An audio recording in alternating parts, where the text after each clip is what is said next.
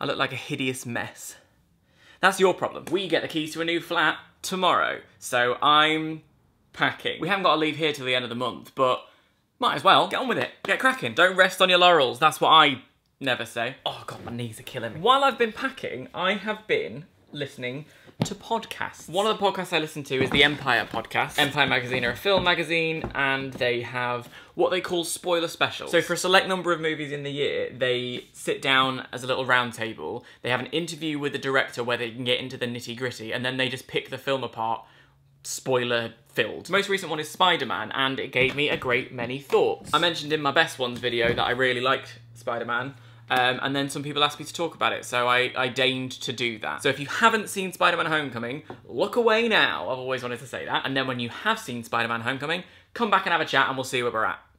That rhymes. I really liked Spider-Man. I felt like I was pretty fatigued, to be honest with you, with superheroes and Spider-Men in general. We've had Spider-Man, Spider-Man 2, Spider-Man 3, then Amazing Spider-Man and Amazing Spider-Man 2, and now Spider-Man from Civil War, and now Spider-Man Homecoming. And I just was a bit shattered. So the first time I went to see it, I was like, am I gonna like this at all? This is a J-Lo book, stop judging me. I felt like I've seen it. I've seen it loads, I don't need to see it again. And like, I haven't loved a Marvel movie. I've really enjoyed Marvel movies. I always have a great time when I go to them, but I've not loved one since the Avengers. That's a lie. I really liked Guardians 2. But there's only so much, as I said about Wonder Woman, smashy stuff that I can really deal with. So there was an element of sort of trepidation going in, but I ended up really enjoying myself. And then the second time I went to see it, I had an even better time. Let's start with what I liked. I really liked the fact that he was a teenager. Part of the reason I feel like I've never committed to Peter Parker before is because I've always been told he is this like social outcast and nobody likes him and he's a total loser. He also happens to be played by some of the most attractive men in Hollywood. You're gonna point out Andrew Garfield and go, oh, by the way, he's super uncool, nobody likes him and no girls want to touch him, piss off. Whereas Tom Holland, an attractive young man, a very attractive young man, but also I can fully buy him as a kind of a bit of a nerd. There was a real teenage excitement about it, and it did teenage angst really well because he basically is just like, oh my God, stop treating me like I'm a kid. I'm not a kid. Treat me like an adult, for God's sake. And what I found really interesting was, had I watched this movie at age 13, 14, 15, I'd have been like, mate, they're so disrespectful to you.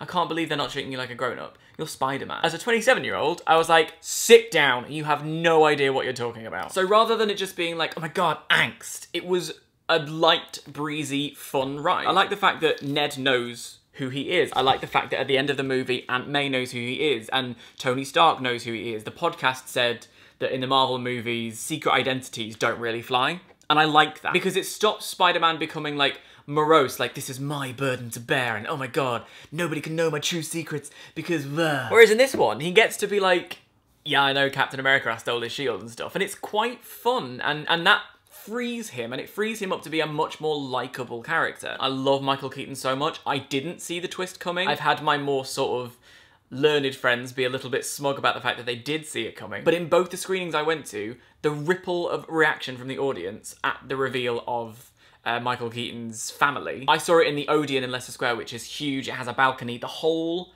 cinema erupted into applause, and then that tension followed through to the next scene.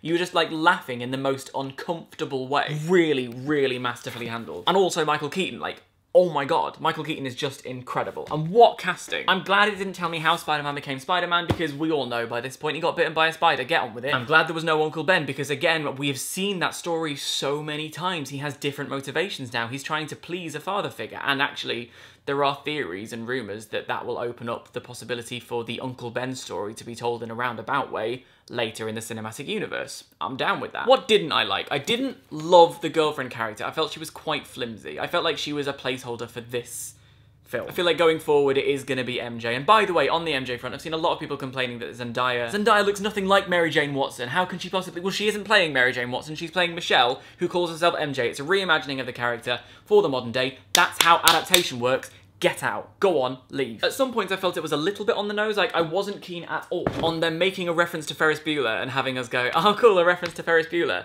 and then showing us some people watching Ferris Bueller and he goes, great movie. It's like, yeah, I got the joke. And the timeline was a bit whack, like 8 years later. But when did Avengers I'm very confused. But I'll let that slide. And in fact, I'll let all of it slide because it was such a refreshing, enjoyable, well-performed movie. And I could go on for so much longer, but I'm running out of card space. I've nearly packed this box, and I'm supposed to be going to meet my new landlord later on, so I better go. What did you think of Spider-Man Homecoming? Why did you like it so much? Why did you not like it so much, perhaps? Let me know in the comments below, because discourse is exciting. Also, if you like me doing this kind of quick fire, that's what I reckoned about a movie thing, let me know, and I'll do more. I'll move house more so that I can pack more, so that I can do more of this kind of video.